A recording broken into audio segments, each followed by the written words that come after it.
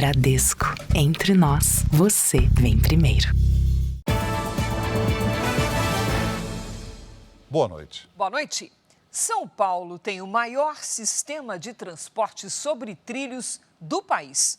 Só no metrô são cerca de 5 milhões de passageiros diários. A movimentação intensa virou uma oportunidade para criminosos. Em apenas 2 meses, mais de 2.300 roubos e furtos de celulares foram registrados nas estações e arredores. A Natasha sempre anda com o celular no bolso, principalmente perto das estações de metrô. Você não pode estar andando com o seu celular na rua porque tem medo de ser assaltada. É revoltante, na verdade. E ela tem motivos. Na mesma rua por onde passava ontem, 3 jovens foram abordados por assaltantes perto de uma obra do metrô. 2 conseguiram escapar, mas a moça perdeu o celular. O assalto foi próximo a uma universidade particular. Quem mora na região diz que eles são frequentes. Muitas vezes eu saio sem aparelho celular, inclusive, sem carteira, só a chave no bolso e acabou. Mais nada, porque a gente sabe o que acontece. Todos os dias, cerca de 5 milhões de pessoas usam as estações de metrô da capital paulista. Passageiros que têm sido alvo de ladrões. Um levantamento exclusivo do Jornal da Record mostra que a cada 37 minutos, um celular foi roubado ou furtado nas estações de trens metropolitanos e de metrô ou ainda nas imediações nos 2 primeiros meses do ano. Foram 2.381 casos no período. A Secretaria da Segurança Pública de São Paulo afirmou que esse tipo de crime caiu quase 18% em janeiro e fevereiro em relação ao ano passado. Ainda assim, a sensação de insegurança permanece. A filha da Zélia tomou um prejuízo na saída de uma estação. Pediu o celular, a senha e conseguiram transferir R$ 2.500. Este especialista em segurança reforça que é preciso atenção com o grande fluxo de passageiros nos trens, metrô e estações. Tem muita gente. Logo, temos que tomar os mesmos cuidados como se eu estivesse numa calçada. A Companhia Paulista de Trens Metropolitanos disse que faz ações de segurança para inibir crimes dentro de estações e trens, além de realizar patrulhamento preventivo e rondas 24 horas por dia. Já o metrô não respondeu aos nossos questionamentos. Imagens obtidas com exclusividade pelo jornalismo da Record mostram o motorista do carro de luxo momentos antes do acidente que terminou em morte em São Paulo. Uma das testemunhas reforçou em depoimento que ele estava bêbado no momento do acidente. As imagens das câmeras de segurança são da rua onde funciona um clube de pôquer na zona leste da capital paulista. Elas mostram que às 2h13 da manhã, Fernando Sastre Filho sai do local em direção ao carro estacionado do outro lado da rua. Ele está acompanhado de uma jovem. O casal parece discutir. Marcos Vinícius Rocha e outra moça se aproximam. Depois de alguns minutos, Fernando entra no carro. Marcos Vinícius e as jovens continuam na rua. Até que o rapaz também entra no carro de luxo, enquanto as jovens entram num outro veículo estacionado atrás. Às 2h21, o carro dirigido por Fernando sai, acompanhado do outro veículo. Esta outra câmera mostra o deslocamento dos 2 carros. Minutos depois, o acidente acontece. Hoje, policiais da delegacia que investiga a morte do motorista de aplicativo Ornaldo Viana apreenderam HDs do clube de pôquer. A expectativa é de que as gravações do interior da casa noturna mostrem a movimentação de Fernando Sastre Filho. Os policiais também estiveram no hospital onde está internado Marcos Vinícius Rocha, que viajava de carona com Fernando.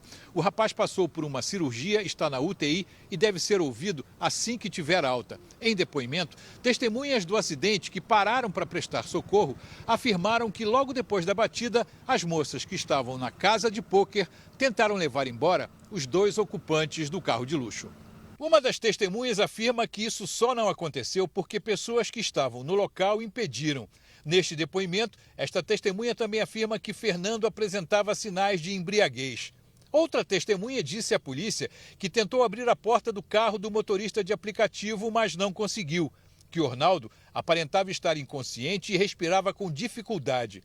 O jornalismo da Record também conseguiu contato com a pessoa suspeita de ameaçar Daniela Medeiros Andrade, mãe de Fernando. Para a polícia, Daniela contou que, por causa das supostas ameaças, ela não foi ao hospital com o filho. A pessoa acusada nega. Não ameacei ninguém, não falei nada. Ele diz que enviou uma foto e essa mensagem para Fernando. Já estava demorando. Já você e a responsável da sua mãe vão pagar por isso. Ele também diz que na tarde de sábado viu o rapaz bebendo cerveja no bairro. Ele estava com uma garrafinha de... Estava bebendo, mas foi bem mais cedo. Foi por volta das 14 horas. A advogada de Fernando disse que o cliente dela está passando por um linchamento virtual. Ninguém sai de casa ou ninguém sai de uma balada, de uma festa, quer que seja, de um jogo, para matar alguém, né? Então, esse linchamento que está acontecendo em cima do meu cliente só está prejudicando o caso. A Secretaria da Segurança Pública informou que os policiais que atenderam a ocorrência ainda vão ser ouvidos. Veja agora outras notícias desta quarta-feira. Equipes de resgate procuram por sobreviventes em escombros de terremoto em Taiwan. Brasil ultrapassa a marca de 1.000 mortes por dengue no ano. Capivara atrasa voos no aeroporto mais movimentado do país. No Rio, criminoso desce de táxi com um fuzil em comunidade da Zona Norte. E Justiça Eleitoral ganha reforço para combater notícias falsas nas eleições.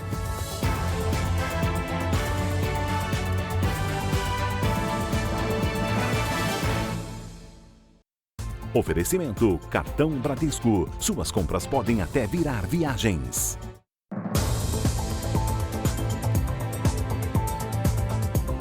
Quase 700 tiroteios foram registrados este ano na região metropolitana do Rio de Janeiro. Os dados são do Instituto Fogo Cruzado. Na manhã de hoje, o helicóptero da Record flagrou com exclusividade criminosos em fuga com um fuzil descendo de um táxi. O carro preto roubado, sem placas, entra na Cidade Alta, zona norte do Rio, e estaciona em frente a uma casa. É deste ponto que suspeitos descem e param um táxi. O veículo é obrigado a avançar pela comunidade. É possível ver um fuzil nas mãos de um dos ocupantes que entram em outra casa, enquanto o táxi segue viagem. As imagens gravadas com exclusividade pelo helicóptero da Record mostram como o carioca convive com a rotina de violência. Em Vila Isabel, também na Zona Norte, a disputa pelo controle do tráfico de drogas no Morro dos Macacos levou medo para o asfalto. 3 homens morreram nos confrontos. Desde 3 e pouca da manhã. Muito tiro, vai ser dentro de casa. Câmeras de segurança registraram o momento em que 2 suspeitos escalam as grades de um prédio onde estavam escondidos para escapar dos rivais. Já tentaram invadir esse morro aqui umas 30 vezes com essa. Na Taquara, zona oeste da cidade, criminosos armados e com roupas camufladas também tentaram invadir uma comunidade, mas fugiram com a chegada da polícia. Já em Queimados, na Baixada Fluminense, a troca de tiros entre traficantes e milicianos assustou moradores de um condomínio durante toda a madrugada. Dados do Instituto Fogo Cruzado mostram que quase 700 tiroteios foram registrados na região metropolitana do Rio de Janeiro este ano. Cerca de 30% dos conflitos aconteceram durante ações da polícia. 190 pessoas morreram. Uma das vítimas foi enterrada hoje. Luiz Henrique da Silva Rocha, o DJ Poodle, de 19 anos, morreu baleado durante uma operação policial no complexo do Chapadão, zona norte do Rio. Segundo a família, ele foi atingido na porta de casa. Ele é meu filho, ele é meu pedaço, meu filho amado. E nunca mais eu vou ter ele. Justiça pelo meu filho, só o que eu espero. Uma quadrilha especializada em golpes digitais conseguiu desviar 30 milhões de reais de uma conta administrativa. A vítima, que teve o celular invadido, é presidente de um banco digital. Os criminosos foram alvo de uma operação policial hoje em São Paulo. Este Lava Rápido na zona leste de São Paulo é um dos endereços onde policiais cumpriram 9 mandados de busca e apreensão. No estabelecimento também funciona uma adega que teria sido usada pela organização criminosa para lavagem de dinheiro. Um carro foi apreendido no local. Para a polícia, o dono do Lava Rápido teve papel fundamental em um golpe milionário. As investigações apontam que o suspeito teria passado a titularidade do celular do presidente de um banco digital para um outro chip. Com acesso às senhas e à conta administrativa da instituição, criminosos conseguiram desviar 30 milhões de reais. O banco conseguiu recuperar parte desse dinheiro, sobrando um prejuízo de 13 milhões. E esses 13 milhões, o que os criminosos fizeram? Eles pulverizaram esse dinheiro para diversas contas no Brasil todo. Durante a operação foram apreendidos celulares, documentos e máquinas de recebimento por cartão. Em um endereço na Praia Grande, litoral de São Paulo, os policiais apreenderam uma moto aquática e outros veículos. A polícia acredita que funcionários do banco possam estar envolvidos no esquema. Agora a gente vai continuar as investigações para tentar identificar os demais beneficiários e eventuais infiltrados dentro dessa instituição financeira aí que tenha passado essas informações para os criminosos. Em Taiwan, pelo menos 9 pessoas morreram durante um terremoto de magnitude 7,4 graus, numa escala que vai até 10. O número de feridos já passa de 1.000. As equipes de resgate ainda buscam por sobreviventes em meio aos escombros do pior terremoto a atingir o país em 25 anos. Cães farejadores ajudam nas operações. Fábricas, casas e prédios ficaram completamente destruídos em Taiwan.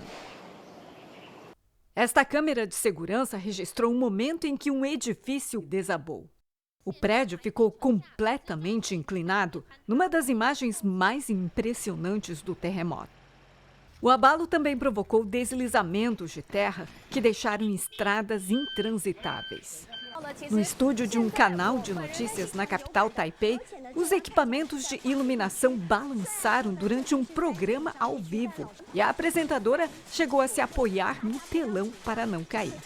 Neste outro vídeo, um homem estava na piscina de um hotel em Taipei quando o tremor formou ondas. O epicentro do terremoto, de 7,4 graus de magnitude em uma escala que vai até 10, foi perto da cidade de Hualien, a cerca de 25 quilômetros da capital.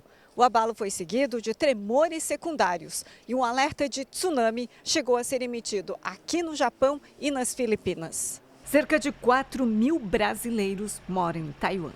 Não sabe o que você faz, você começa a balançar.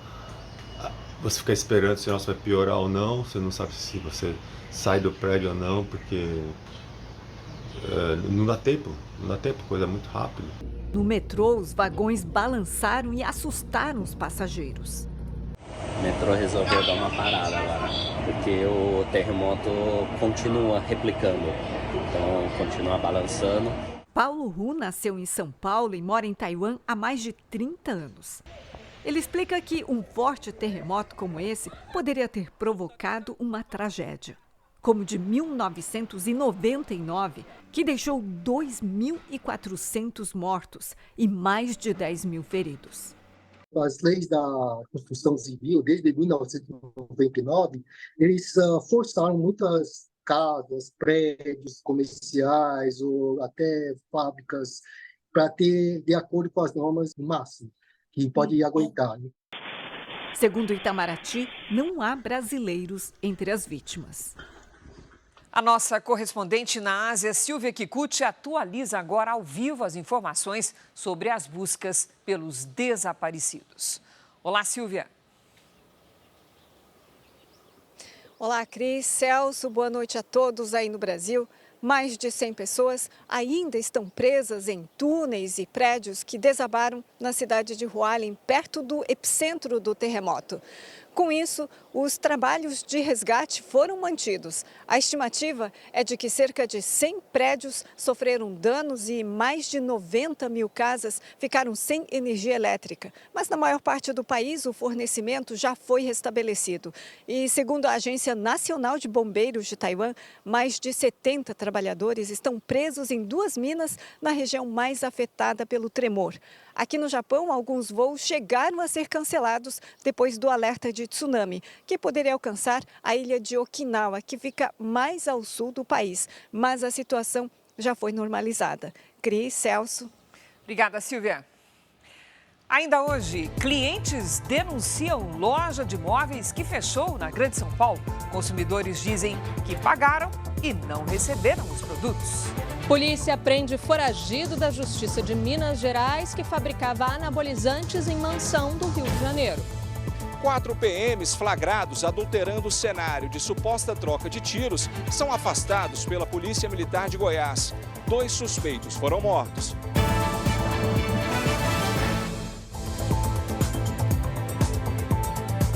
Em Goiás, 4 policiais militares foram afastados por suspeita de simular um tiroteio. A reviravolta no caso aconteceu depois da divulgação de um vídeo.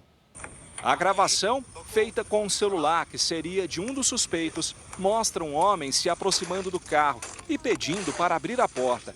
Na sequência, tiros são ouvidos. O telefone cai no chão com a câmera virada para cima. Um policial militar aparece armado com um fuzil. Ele pede para um dos suspeitos pôr a mão na cabeça e atira. Em outro momento, o policial retira um revólver de uma sacola e mais tiros são disparados. Um terceiro homem, de camiseta branca e calça jeans, aparece. Aparentemente, ele movimenta o corpo de um dos suspeitos. Um dos policiais nota o celular no chão. Ele pega o aparelho e, a partir daí, o vídeo é interrompido. Em depoimento na delegacia, os PMs disseram que os suspeitos se passaram por policiais para tentar sequestrar um fazendeiro no interior do estado e que foram surpreendidos com disparos e revidaram. 2 homens morreram no local. Até então, o caso estava sendo investigado como morte em confronto. Mas depois que as imagens vieram a público, uma nova investigação foi aberta pela Polícia Civil. A Polícia Militar de Goiás não divulgou o nome dos policiais envolvidos. E, por meio de nota, disse que assim que tomou conhecimento das imagens, instaurou um inquérito policial militar e afastou os 4 PMs que participaram da ocorrência. A investigação corre em sigilo. As 2 armas encontradas ao lado dos suspeitos vão ser periciadas. Um foragido da Justiça de Minas Gerais foi preso no Rio de Janeiro.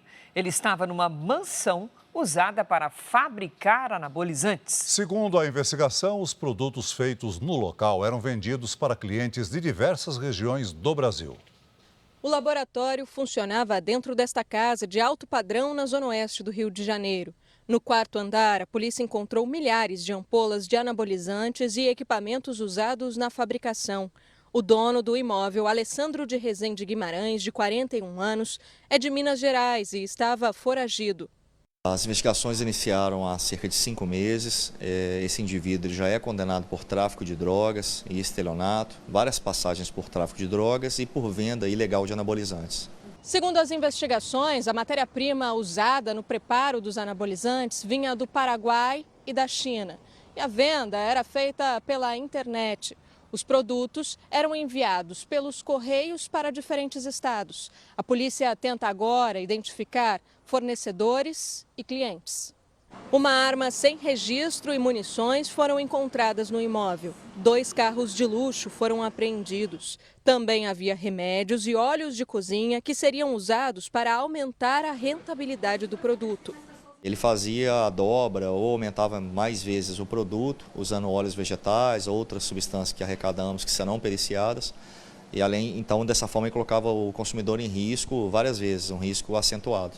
A defesa de Alessandro não foi localizada. Hora de conversar com a Lidiane Sayuri e saber como é que vai ficar o tempo nesta quinta-feira.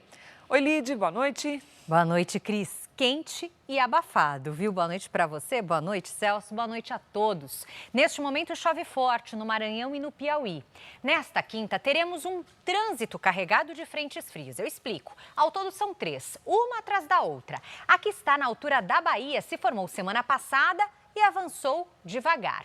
A que falamos ontem ficou ali na região sul e segue agora para o oceano. E amanhã à noite, uma nova frente fria chega ao Rio Grande do Sul. O que isso provoca? Temporais no Rio Grande do Sul, em Santa Catarina e no sul da Bahia. No restante do Nordeste, nas regiões Centro-Oeste e Norte, o calor e a alta umidade causam tempestades. Na capital, São Luís, e nos estados da Bahia e do Rio Grande do Sul, chance de transtornos. Tempo firme apenas na Mancha Clara. Tarde abafada e com temporais em Porto Alegre, 27 graus. No Rio de Janeiro, em Goiânia e em Manaus, faz até 32. Em Salvador, máxima de 30.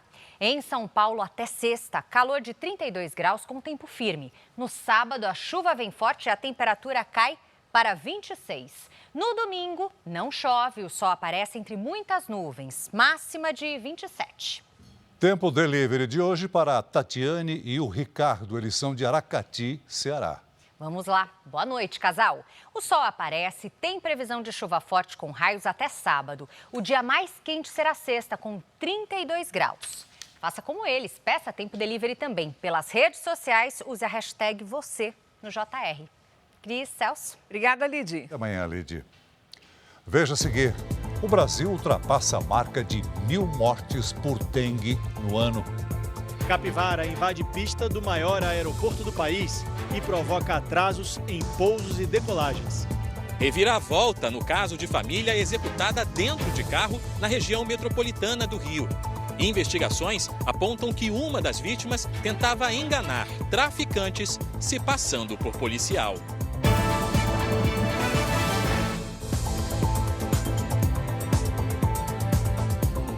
O relato da presença de uma capivara na pista paralisou as atividades do Aeroporto Internacional de São Paulo, em Guarulhos. Cerca de 25 voos sofreram atrasos. Era por volta das 8 da manhã de segunda-feira, quando a torre do aeroporto relata a um piloto a presença de uma capivara na pista. Teve reporte de capivara na pista no 03? As pistas tiveram que ser interditadas para que as equipes de solo pudessem procurar o animal. Aviões precisaram aguardar autorização para aterrissar e decolar. A decisão de suspender a circulação de aeronaves na pista aqui do Aeroporto Internacional de São Paulo seguiu uma determinação do Regulamento Brasileiro de Aviação Civil, que obriga a concessionária a tomar providências em situações de risco de acidentes. As regras também prevêem ações no entorno das pistas para impedir a invasão de animais, o que não aconteceu. O CEO da Latam divulgou numa rede social que a invasão da capivara provocou atrasos em mais de 25 voos da companhia. A Gol informou que, por causa do incidente, houve aumento no tempo de espera para pousos e decolagens. Já a Azul disse que não teve impacto nas operações. A concessionária que administra o terminal em Guarulhos informou que equipes procuraram pelo animal por 8 minutos e que nada foi encontrado. Informou ainda que também não encontrou qualquer abertura ou fragilidade nas cercas que isolam o aeroporto. Clientes de uma loja de móveis planejados de Guarulhos, na Grande São Paulo, dizem que foram enganados. A empresa deixou de fazer as entregas e o prédio está fechado. O Procon de São Paulo já registrou 79 denúncias ligadas à loja desde janeiro do ano passado. Paula pagou R$20 mil pelo serviço de marcenaria. Na hora, o desconto de quase 10 mil à vista no Pix não despertou preocupação. Primeiro, que era inquilino. Segundo, que eu já tinha feito móveis com eles. Os móveis do meu apartamento eu fiz todos com eles em 2020. E eles entregaram direitinho dentro do prazo. O projeto era de armários para a cozinha e para a sala de atendimento da Paula, que fica no andar de cima da loja de móveis planejados em Guarulhos, na Grande São Paulo. Ela até então tinha total confiança nos inquilinos. Agora tem um duplo prejuízo. Eu não posso alugar, eu não posso abrir, porque eu corro risco de, sei lá, se sumir alguma coisa, ainda ser acusado de roubo. Só no grupo de mensagens de possíveis vítimas da loja de móveis em que a Paula está, existem quase 100 clientes. Eu e minha esposa realizamos o nosso sonho do apartamento e agora tivemos esse pesadelo, né? Um sonho que se torna pesadelo. O Tiago investiu R$27 mil para mobiliar o apartamento. Comecei a pagar desde do ano passado, em julho. Eu entrei em contato com eles no dia 19 de março, só que eu já não tinha mais contato nem da vendedora e nem do gerente mais. O prejuízo da senhora foi de quanto? O meu foi de 18 mil. Era para fazer o quê? A cozinha planejada. Neste endereço em Guarulhos, a empresa funcionava há pouco mais de 3 anos. Mas há 2 semanas, segundo a dona do prédio, de um dia para o outro, o lugar amanheceu assim, trancado e com papel nos vidros. Desde então, ninguém mais apareceu por aqui. Essa senhora era funcionária da loja. E eles falaram que não ia me pagar, eu podia procurar os meus direitos, que não ia pagar. No endereço informado como sendo da proprietária, não havia o número indicado. E no do sócio, o nome dele não aparece na relação de moradores do prédio. O senhor não sabe quem é, então? Tentamos falar com os donos também por telefone. Chamada encaminhada para a caixa postal. Grave seu recado agora. Por favor, ligue novamente. Não foi possível completar a sua ligação. Tentei contato em 9 números de telefone relacionados aos sócios da empresa e a um ex-funcionário. Nenhum dos números atende a ligação. Tentamos contato com 2 advogados relacionados à empresa, mas eles disseram que não representam mais o caso. De janeiro de 2023 para cá, o Procon de São Paulo recebeu 79 denúncias contra a empresa. Este especialista em direito do consumidor orienta a acionar a polícia com o contrato em mãos. Comunique a polícia o quanto antes, comunique os bancos o quanto antes através do envio de boletim de ocorrência para tentar um ressarcimento, porque os bancos têm a questão do chargeback, que é solicitar o dinheiro de volta de algumas transações. Eles deram um golpe, né? Deixaram nossos sonhos, expectativas, tudo indo por água abaixo. O caso da família que foi executada dentro de um carro na região metropolitana do Rio teve uma reviravolta. As investigações indicam que o pai tentou enganar traficantes se passando por policial para vender informações. Hoje, um suspeito do ataque foi preso. Wesley Pires da Silva Sodré foi preso quando saía de casa para trabalhar em São Gonçalo, na região metropolitana do Rio. Segundo a polícia, ele teria participado do ataque ao carro onde estavam Felipe Rodrigues, de 24 anos, Raíssa dos Santos Ferreira, de 23 e o bebê Miguel, de 7 meses. Todos morreram. As investigações apontaram que o crime foi cometido depois que o pai se passou por policial militar para negociar com traficantes a entrega de um suposto informante da polícia. Mensagens num celular encontrado no carro da família ajudaram a Delegacia de Homicídios a desvendar o crime. Aqui, o traficante diz: "Amigo passou que você está com a visão do X. Estamos interessados." Felipe responde: "Vão pagar quanto?" 50 mil, diz o criminoso. Felipe ainda tenta negociar mais. 50 mil e uma peça, para quando a gente precisar fazer uma ocorrência aqui. Pode ser?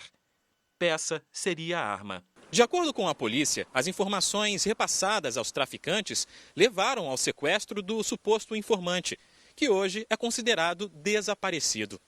As mensagens revelam que Felipe ainda acompanhou os desdobramentos do caso, recebeu parte do valor negociado e iria buscar o restante. O Felipe inicialmente receberia o dinheiro em casa, posteriormente esse local foi gradativamente mudando, até que o Felipe, talvez sem perceber, tenha sido atraído para as proximidades do Morro do Castro, e aí traficantes desceram e executaram tanto ele quanto o pequeno Miguel e a esposa. Aos traficantes, Felipe disse que trabalhava neste batalhão da Polícia Militar em São Gonçalo. Em nota, a corporação negou qualquer vínculo. Os investigadores ainda procuram por Lucas Lopes da Silva, chefe do tráfico na região, que teria ordenado a execução. A polícia prendeu na Grande São Paulo um brasileiro suspeito de participar de uma tentativa de assassinato contra um senador paraguaio. O ataque foi em 2010 na cidade de Pedro Juan Caballero, na fronteira com o Brasil. Segundo a investigação, o preso era foragido da justiça e fazia parte da facção paulista PCC.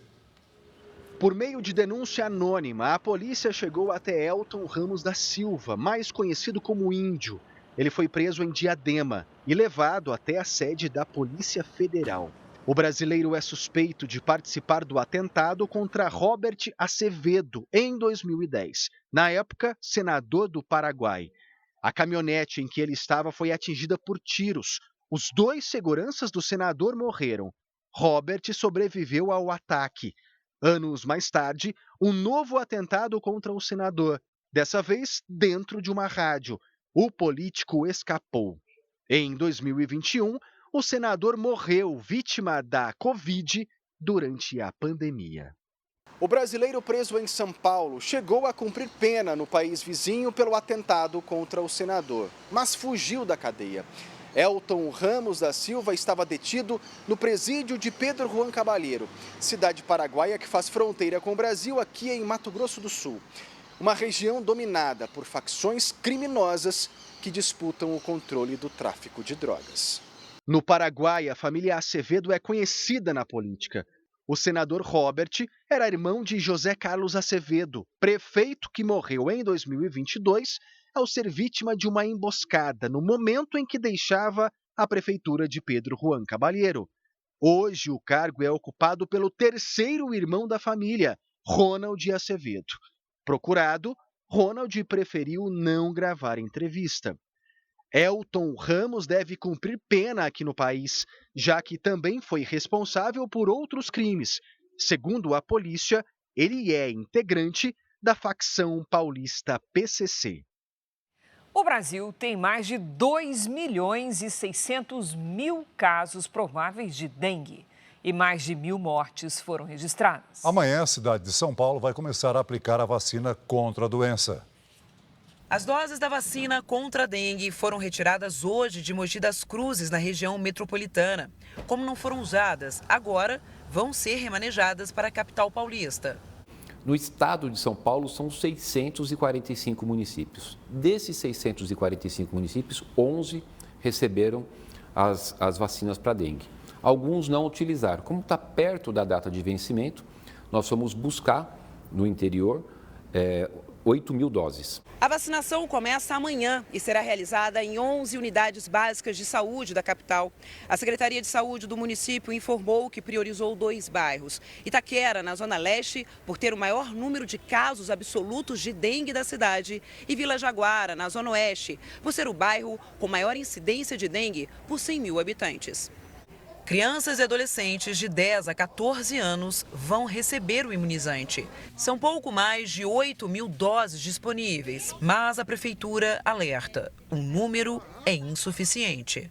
Só em Itaquera e Vila Jaguara, nós temos 20.000 jovens nessa faixa etária de 10 a 14 anos. Ou seja, não vai dar para a gente atender sequer a metade dessas crianças nessas 2 regiões.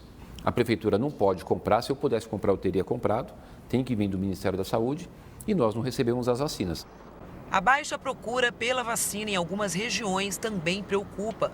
Em Goiânia, por exemplo, foram aplicadas 18.000 doses, o que representa 52% do total recebido pelo município. E com vacinas prestes a vencer, parte das doses foi remanejada para outras cidades do estado. Em todo o Brasil, mais de 1.000 mortes por dengue foram registradas desde o início do ano. O número de casos prováveis já ultrapassou 2.600.000. Março foi o mês com mais mortes por dengue em 24 anos. No estado de São Paulo, houve 197 óbitos e na capital, 33. A ajuda da população é fundamental no combate ao mosquito. 80% dos casos de criadouros de dengue estão dentro das residências. Então é muito importante que a gente continue atentos e que a gente elimine qualquer local de água parada.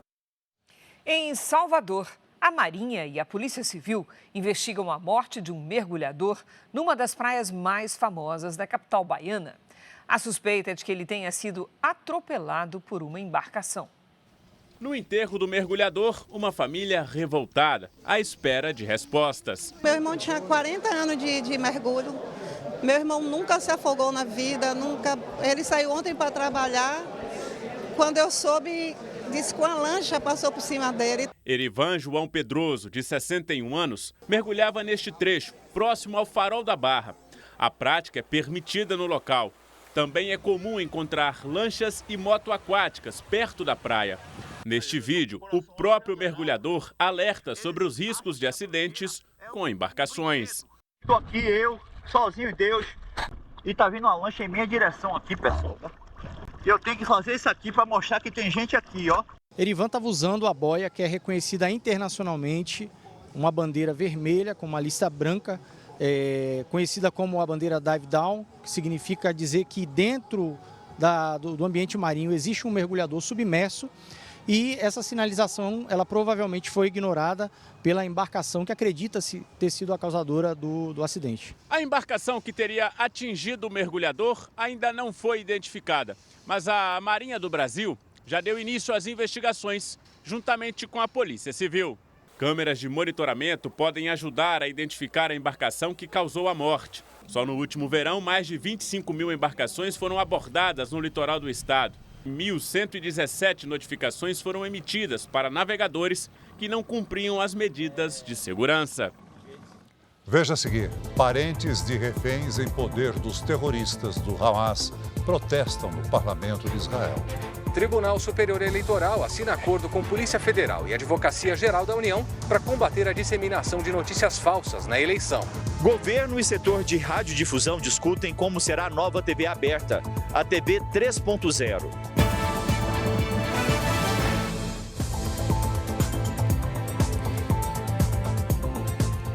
O ex-presidente da Federação Espanhola de Futebol, Luís Rubiales, foi detido para prestar depoimento em Madrid, na Espanha. Ele é suspeito de fazer parte de um esquema de corrupção para transferir a Supercopa da Espanha para a Arábia Saudita.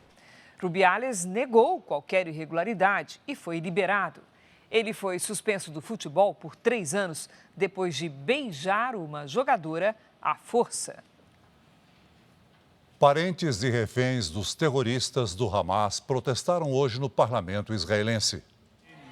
Os manifestantes entraram na sede do parlamento durante uma sessão. Com gritos de "agora", os parentes pediam urgência na libertação dos sequestrados. 134 pessoas ainda estão em poder de grupos terroristas no território palestino. Segundo o governo de Israel, ao menos 35 delas estão mortas. O Catar e o Egito tentam chegar a um acordo de trégua que liberte pelo menos parte dos sequestrados. Para isso, Israel quer que o Hamas deixe completamente a faixa de Gaza e espera que os mediadores ajam com mais rigor com os terroristas para que as negociações avancem. O chefe do grupo terrorista falou que o Hamas exige a retirada das tropas israelenses do território para negociar qualquer acordo. Mas o primeiro-ministro Benjamin Netanyahu já disse que as forças militares só vão sair de Gaza quando o Hamas for destruído. Hoje chegou ao Chipre um navio abastecido com suprimentos para os palestinos de Gaza. E as Nações Unidas anunciaram que vão suspender as missões noturnas de ajuda humanitária.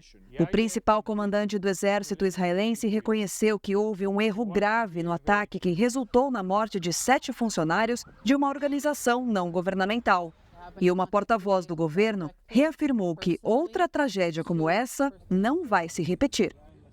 Nos Estados Unidos, o ex-presidente Donald Trump está à frente do atual presidente Joe Biden em 6 dos 7 estados considerados decisivos para a eleição deste ano. Faltam 7 meses para as eleições presidenciais nos Estados Unidos. E segundo uma pesquisa divulgada hoje pelo The Wall Street Journal, o ex-presidente Donald Trump aparece à frente de Joe Biden em 6 de 7 estados considerados decisivos. Nos estados do Arizona, Geórgia, Michigan, Carolina do Norte, Nevada e Pensilvânia, Trump registra uma vantagem entre 2 e até 8 pontos percentuais. Já no Wisconsin, Biden aparece empatado na disputa direta com Trump. A pesquisa ouviu 4.200 eleitores, 600 em cada estado. A situação é o oposto do que aconteceu nas eleições de 2020, quando o democrata levou a melhor em 6 desses estados, enquanto o republicano venceu em apenas 1. Ainda de acordo com a pesquisa, a campanha de reeleição de Joe Biden enfrenta o descontentamento dos americanos em relação à economia do país e à idade avançada do presidente. Trump é apenas 4 anos mais novo, mas 48% dos entrevistados disseram que ele tem mais força física e mental para um próximo mandato. Aqui no Brasil, o Tribunal Superior Eleitoral assinou um acordo com a Polícia Federal e com a Advocacia Geral da União para combater a disseminação de notícias falsas durante as eleições. A Advocacia Geral da União e a Polícia Federal passam a colaborar com o Tribunal Superior Eleitoral no combate a informações fraudulentas durante a campanha eleitoral. O presidente do TSE, ministro Alexandre de Moraes, lembrou que os órgãos também vão fiscalizar conteúdos de ódio, antidemocráticos e o uso criminoso da inteligência artificial para criar vídeos e áudios de candidatos com falas manipuladas. O que não é possível é que as redes sociais sejam instrumentalizadas, sejam capturadas para realizar uma verdadeira lavagem cerebral do mal nos eleitores e nas eleitoras. E é isso que o nosso Centro Integrado pretende prevenir. O TSE identificou recentemente um perfil falso que utilizava uma foto de Alexandre de Moraes e disseminava informações incorretas sobre o enfrentamento à desinformação. Os técnicos do tribunal pediram a derrubada do perfil fraudulento às plataformas em que foi postado. Rapidamente, o conteúdo foi tirado do ar. É assim que deve funcionar a atuação do órgão com a Polícia Federal e a Advocacia Geral da União, que serão responsáveis pela identificação, investigação e punição dos autores de fake news no processo eleitoral. A desinformação, ou o que eu tenho chamado de desordem informacional, é uma forma de corrupção do processo eleitoral. É uma forma de corrupção do processo democrático, porque tira do eleitor as condições necessárias para exercer com liberdade o seu direito ao voto, que é um direito sagrado previsto na nossa Constituição. E esse é o ambiente que nos permitirá, ministro, atuar com integração, com parcerias, e esse é o único caminho para que possamos fazer frente a esse grande mal atual, que é a desinformação, que é a mentira como forma de notícia. O julgamento do senador Sérgio Moro na Justiça Eleitoral do Paraná foi adiado pela segunda vez. Hoje, a desembargadora Cláudia Cristina Cristófani pediu mais tempo para analisar o caso. A sessão deve ser retomada na segunda-feira. Moro é alvo de 2 ações que pedem a cassação do mandato de senador pelo União Brasil. A suspeita é de abuso de poder econômico, uso de Caixa 2 e utilização indevida de meios de comunicação. O placar do julgamento está em 1-1 e ainda faltam 5 votos. Se condenado, Moro pode recorrer ao Tribunal Superior Eleitoral. A Secretaria Municipal de Saúde de São Paulo informou que identificou o vírus da raiva num morcego encontrado no bairro da Lapa, na Zona Oeste. Foi o 4º caso de raiva em morcego na cidade este ano. A raiva em humanos tem índices baixíssimos de cura. O vírus é transmitido por animais infectados e acontece geralmente por meio de mordida ou arranhões. E a recomendação é sempre manter atualizada a vacinação antirrábica em animais domésticos. Um seminário em Brasília mostra como vai ser a TV do futuro no país. O evento foi organizado pelo Ministério das Comunicações. O governo federal planeja linhas de crédito para estimular a chegada da TV 3.0. O modelo vai trazer melhorias de som e imagem, além de maior interatividade com o telespectador. Já foi em preto e branco, mas hoje é digital. E a partir de 2025 vai passar por mais uma revolução com a TV 3.0. A nova tecnologia vai transformar a forma como assistimos e interagimos com a televisão aberta.